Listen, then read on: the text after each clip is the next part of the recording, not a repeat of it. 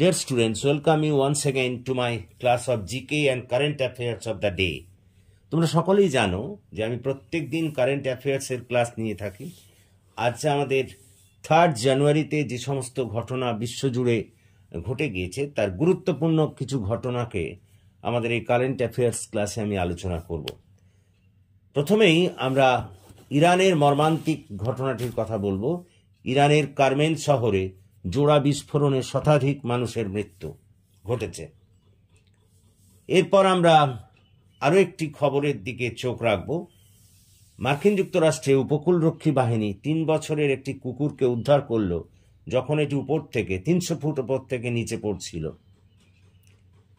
3 নম্বর গুরুত্বপূর্ণ খবরটি হল চীনের বিভিন্ন প্রদেশে ঘন কুয়াশার জন্য উড়ান বাতিল হয়ে গিয়েছে।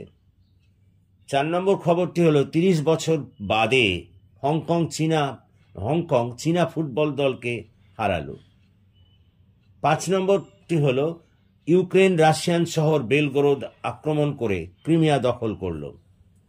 6 নম্বর গুরুত্বপূর্ণ খবরটি হল দুর্ঘটনার হাত থেকে রক্ষা পেল জাপানি এয়ারলাইন্সের একটি বিমান।